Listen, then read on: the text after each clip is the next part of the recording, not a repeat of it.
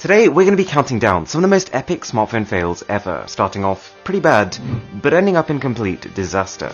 Number 10 is the Galaxy Fold, for which all hell broke loose as Samsung's revolutionary smartphone started breaking before it had even reached consumers. There was later a teardown by iFixit which showed a whole number of design vulnerabilities, like the gap in the screen bezel or the hinge when the phone is folded up, which would both give clear room for dirt to get trapped in. An even bigger issue though came from reviewers peeling off what looked like the embedded screen protector, but what was actually part of the display structure. Here's the thing, if a polymer film shouldn't be taken off a device, then it should be designed so that it can't be taken off the device. This is a solid 3 out of 10 fail right here, saved in part just because it was caught before the product actually reached consumers. The Facebook phone, also known as the HTC First, was the first phone in the world to use Facebook Home, a heavy software skin over Android. This was a mid-range phone built for the masses. Both Facebook and HTC thought that this could be huge. And credit where due, Facebook Home itself wasn't terrible. It was where the Facebook chat heads that you're probably used to now were actually introduced, and you could see all your Facebook notifications all over your lock screen. But it did so poorly that within a month of being on sale, AT&T dropped its on-contract price from $99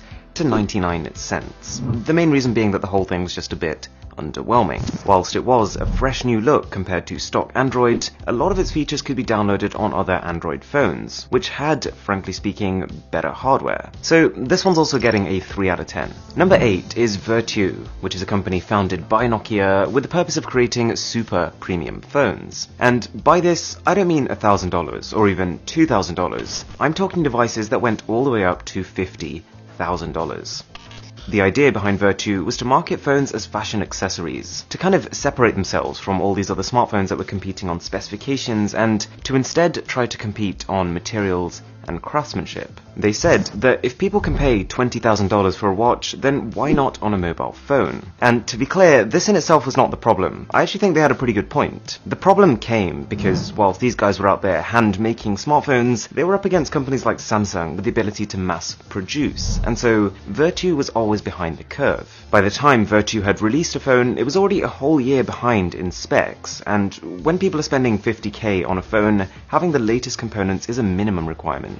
It wasn't long before the company was seriously in debt and then had to be shut down. So I'm going to give this a 4 out of 10 fail rating. Pretty disastrous outcome, but at the same time it wasn't hugely surprising. Google's Project Ara was a truly exciting prospect. We're talking about a completely modular phone that people could customize based on their needs. Those on a budget could pick and choose the features that were important to them, like maybe a large battery, and enthusiasts could go all out and build the phone of their dreams.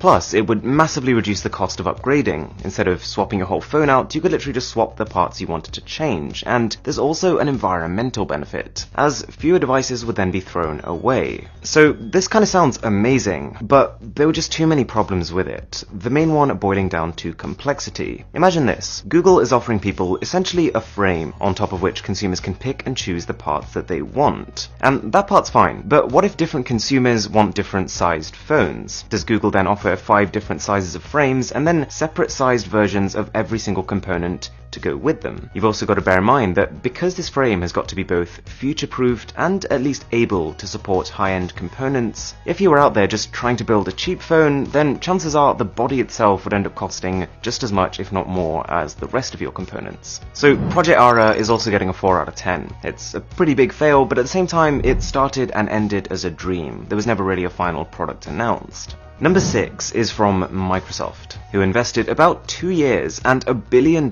in what ended up becoming the Kin 1. The central concept here was Loop, a home screen that collected all your different social media feeds into one place. The idea was decent, and to be fair, the phone was also hitting at a good time. It was right at the start of this social media revolution. But the problem was that it's almost comical how many features were missing. The feeds would only update once every 15 minutes, the phone had no app store, and you couldn't even use any messaging applications. Kind of ironic for a social media-centric phone. For a company like Microsoft to have taken this much of a misstep, and for it to have costed them so much, is is a pretty big fail in my books, so that's a 5 out of 10. Let me tell you something that very rarely works. Companies that have nothing to do with smartphones suddenly jumping in and trying to build a flagship. The Red Hydrogen One is a shining example of this. It comes from a company that specializes in Hollywood cinema cameras. It started off as an exciting idea, with an apparent holographic display and ultra-high-end modular camera system. But it kind of feels like Red was so focused on trying to stand out that they kind of forgot why most phones are built the way they are. And so the Hydrogen One ended up being a polar opposite to all of them, and not in a good way. They completely skipped over the trends of having a vivid OLED display, anything close to slim bezels, or just generally having a pocketable phone that was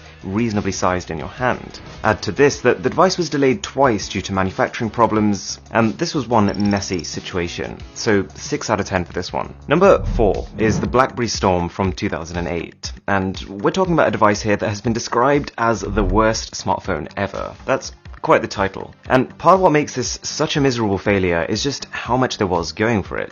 The Storm boasted a lot of the same features of the iPhone that it was going up against, but with a clickable touchscreen display and the company's famously good messaging services. And yet, the experience on the phone was literally awful. It used pretty much the same operating system as the previous non-touchscreen BlackBerries, and so it was nowhere near as polished as iOS that was made for this. Ironically, coming from BlackBerry, the typing sucked too. It was ruined by a combination of lag and only being able to touch one key at a time. So this one's getting a 7 out of 10. In my opinion, definitely a key factor in the fall of BlackBerry. Number 3, and you might be wondering, how on earth can you get worse than the worst smartphone ever? Well, welcome to the Freedom 251, a smartphone by the company ringing bells, which went on sale in India for around $4. You read that right. $4, the price of a cup of coffee for many people. As you might have guessed then, this thing pretty much destroyed the internet for a bit, raking in almost 50 million pre-registrations in the first week.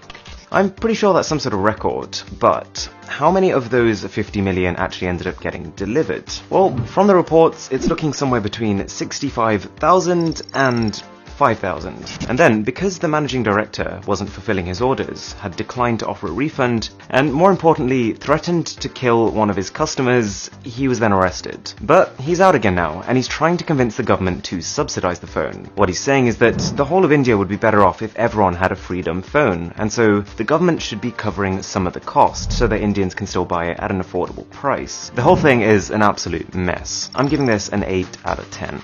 Next up is iPhone 6 Bendgate, and if you didn't know, essentially the iPhone 6, and especially the 6 Plus, were just not as resistant to bending as they should have been. There was a particular point in the chassis on which if pressure was applied, the device would deform. On one hand, this was blown out of proportion, as it only really affected people who A, didn't have a case, and B, were pretty careless with their device. But on the other hand, it almost didn't matter. There was an issue, and because everyone likes to make fun of Apple, what started off as a forum post on Mac Rumors became a viral YouTube video, a joke from other brands, and then just a straight up meme. It even resulted in Apple's share price falling, so this one is easily an 8 out of 10 fail. But the reigning champion is still the Galaxy Note 7. If you didn't know, a number of battery issues led the Note 7s to be, let's say, more prone to exploding than they should have been. But that's not even the worst bit. Phones exploded, they were recalled, remanufactured, and then started exploding again. And even though this was a much easier mistake to make than what happened with the Freedom phone, which was pretty much fraud, Samsung has more to lose than ringing bells, and so the impact was larger. In one fell swoop, Samsung had done two things that no company ever wants to be caught doing: putting the customer at risk and making the same mistake twice. Now, actually, the two separate batches of Note 7s had different problems, but because they both had the same result, it wasn't really seen like that. Samsung lost trust, which is very hard to recover. And so, I'm giving this one a prestigious 9 out of 10, because it can always get worse. There are plenty of phones I didn't manage to get into this video, like the Amazon Fire Phone and the Samsung Galaxy Round,